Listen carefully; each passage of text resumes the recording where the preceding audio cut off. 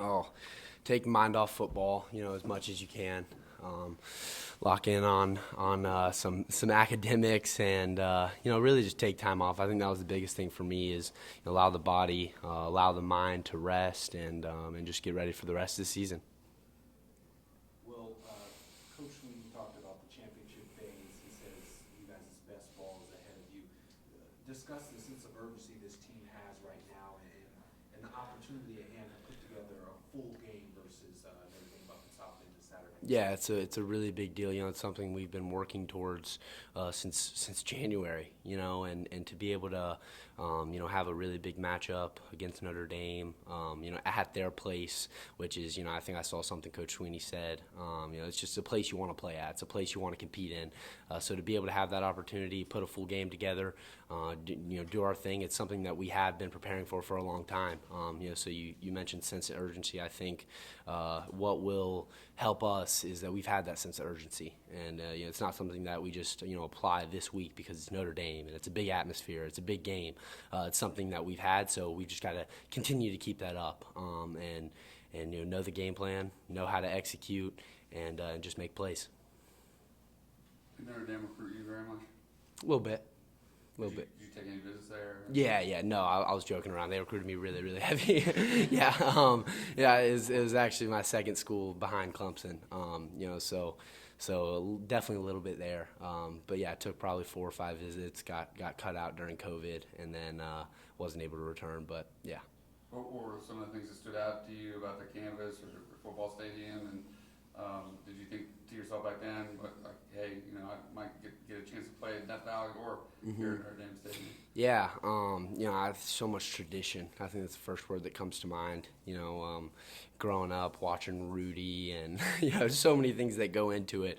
It's just a place that you want to play, and then watching 2020 them storm the field, and us not being able to come out victorious. I think it just maybe adds a little bit more. So like I said, just gotta continue to keep our head down, continue to learn the game plan, and just prepare for a great week.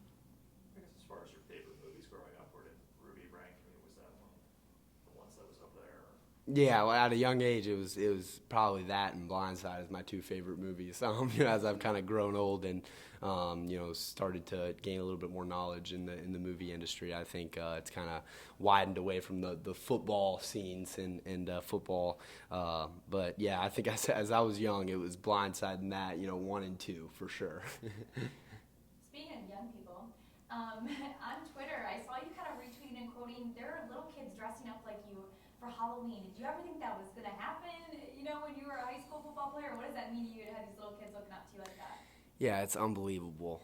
It just brings a smile to my face, to open up social media and be able to see that, you are influencing and, you are inspiring, the next generation and the youth. I think that's, outside of football, that's what you want to do in life. And, God has given me the platform that I have right now to be able to do that. So, such a great feeling. I'm blessed to be able to interact with people like that, and thank you to social media for that side of things. But, like I said, it all goes back to God just giving me the platform to be able to do so and just making the most of it.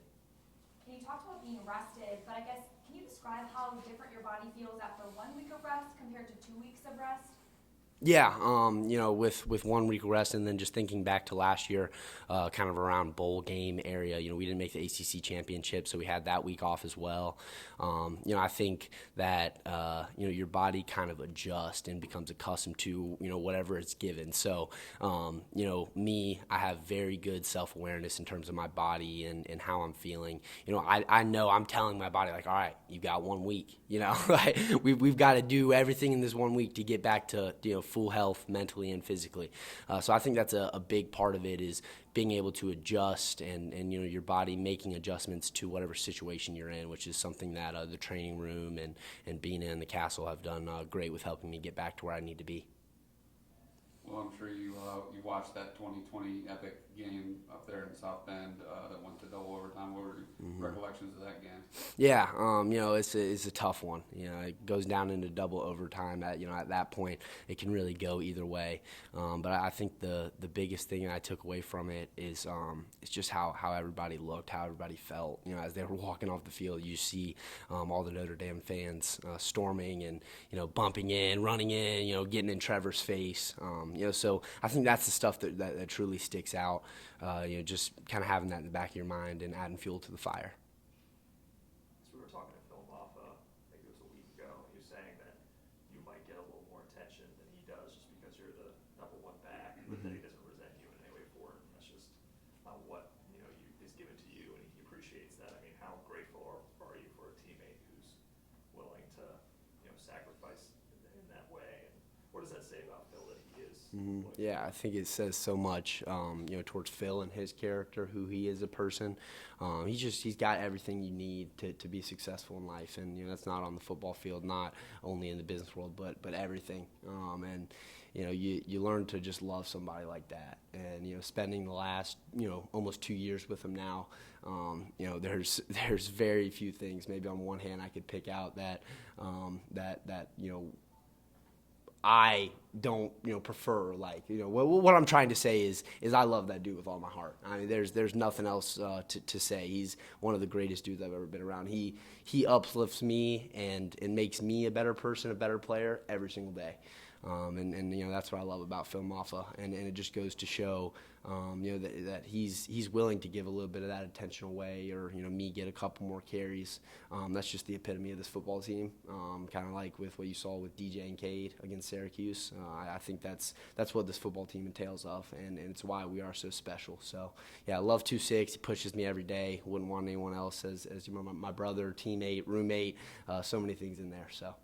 He's kind of a quiet guy, but what is your friendship like with him? I think you saying you guys play a lot of video games, like get competitive that way. I mean, what types of things do you guys do together, I guess, off the field? Yeah, we pretty much spend every minute. It's funny, I was actually talking to Jake and Phil the other day. It's like, I don't think there's been one day at Clemson thus far where I've not seen either of you two, which is really crazy to think about because I get sick of people pretty quick. So, that's definitely saying something towards them.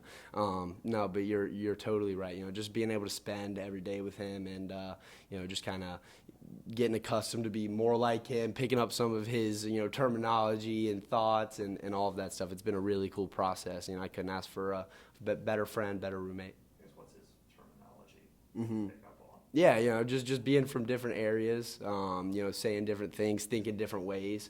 I think that's really what I was, kind of touching on is when you spend a lot of time with somebody, as Phil and I do, you start to become more and more like them, more compatible. And I think that's kind of how Phil and I's relationship has gone. It's only gotten better since the day we got here, and it's only going to continue to get better throughout our tenure here, and then whenever we're done playing as well. Is there anything he says that you now say? Is there a specific example, I guess? Yeah, no specific examples right now. I appreciate it though. Well, Walker was just here and telling us that there's a plan in the works for maybe you to take him out to dinner or something. Yes, yeah, I've been trying to take those boys out since preseason. It's tough with everybody's schedule and getting everybody. I was able to give them and the tight ends a little gift last week, just bye week, go have some fun and enjoy yourselves. So I was happy to be able to do that, but would love to get them all out to dinner. Just treat them in any way possible. Those hogs, tight ends, really everybody on the offense, whole team deserves it. But I've been put in a position where I can give back a little bit and have the space and comfortability to do that. So I want to make them feel good and make them realize that they are so appreciated throughout this program, especially through me. Also, Tyler Venables was here yesterday. Is he now the most injury-prone guy on the team? And do you have any ideas on what he could do to maybe be more protective of himself? Yeah, I love TV. He's crazy, but I think that's just who he is as a person. He's gonna run around. He's going 110 miles per hour at all times. So there's been a couple incidents the past couple weeks. I think he'll learn from those mistakes and move forward. But I'm just glad he's doing all right and everything's going well. Talk about the friendship and the camaraderie you have with the linemen and how important that is for the linemen, the quarterback, running backs, everybody Yeah, it's crazy the development that we've gone through since last year.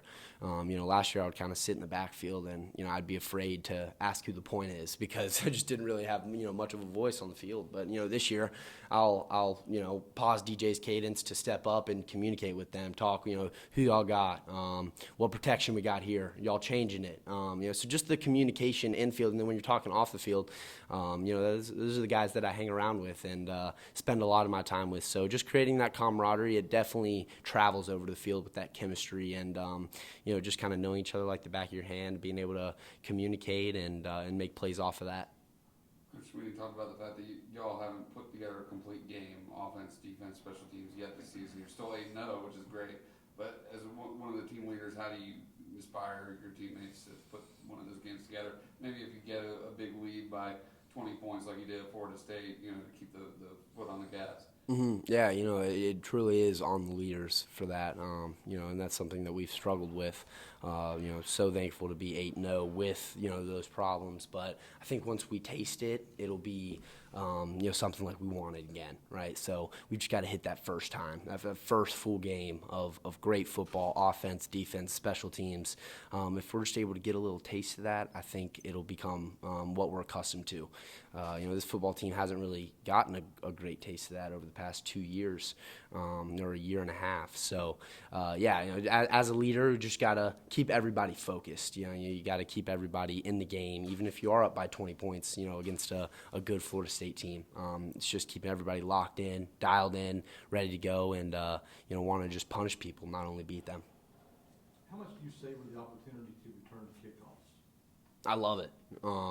Anytime they will kick me the ball, I want to take it to the house. So, if I see that thing floating up there, a little short of the goal line, then I'm taking it out. I'm taking it out. So I'm not sure how much teams will, kick back there much more just off of our success thus far.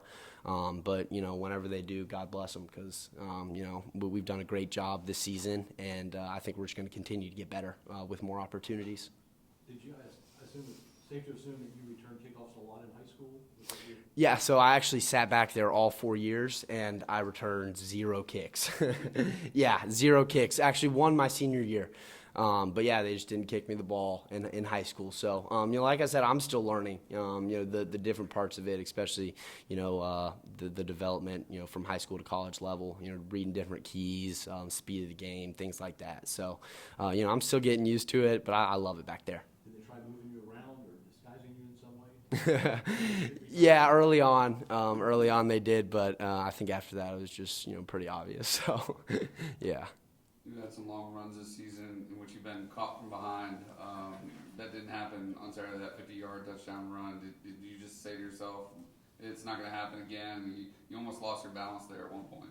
Yeah, there's a lot of things that go into a big run like that. Downfield blocking, angles that the defensive backs take. There's so many things that do go into it. But I knew right when that hole opened up that I was gone. I just felt myself accelerating, and then I just knew that I have to pick my legs up a little bit to not get shoelaced. So it's a great feeling. Those are the runs you want to hit as a running back, and when given the opportunity, you have to do so. So I was happy to be able to put that one in the end zone. Looking forward to some more of that, and just continuing to focus on and get better at those situations. I mentioned Wake Forest, looking left, right, not really maintaining top speed. Syracuse, I was locked in. I knew what I needed to do, and I felt my acceleration. I felt myself locked in on the end zone. So I think it's just, again, a part of my development as the season goes on and learning from mistakes before. You also lost your first career fumble, ironically, in that game in which you already had 3. Is that just football for you? I mean, crazy things seem to happen, in bunches like that. Yeah, there's definitely a little bit of coincidence to it. I think, just the situation. There's you know, if you're carrying the ball 25 plus times a game, you're going to have 1 or 2 fumbles, you know, over the course of the season. And, you know, that's understandable as a running back.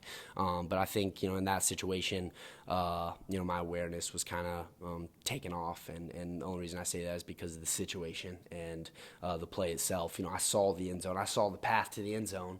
And, you know, the situation we're in, I know I need to get in there. So what happens then, my awareness comes down a little bit. Right, I'm not covering the ball when I got that second defender on me. I'm just trying to make the cornerback miss, leaving that thing out there. So, yeah, it's definitely partially on me. It is on me 100%. You know, but with that being said, you're gonna have 1 or 2 in there where you know you can't be perfect, and you know that was one of those situations. So just gotta look at film, learn from it, get better from it, and you know just always keep my awareness at tip top. Any questions on Zoom for Will?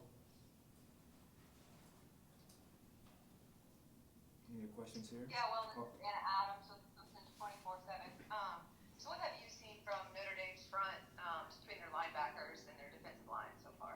Yeah, really aggressive. Linebackers are really downhill, so got to come up with a couple different opportunities and options for pass protection. You know, from our point of view. And then when you're talking about their D linemen, you know they're thick, they're stout. They really like to hold their ground, not overly athletic or you know trying to two gap, you know get around the O linemen. So just got to be really patient up front, and you know when an opportunity presents itself, you got to take it. You can't second guess yourself. And then, you know, when you're talking about linebackers, they really do kind of sit back a lot on outside zone. And, you know, that just goes back into patience, right? So you got to kind of see where they're going over top, read the D lineman in front of them, and then third level behind them. Just got to really lock in on the keys this week and have a lot of patience. Anything else here? All right, thank you, Will. Awesome. Thank you, guys.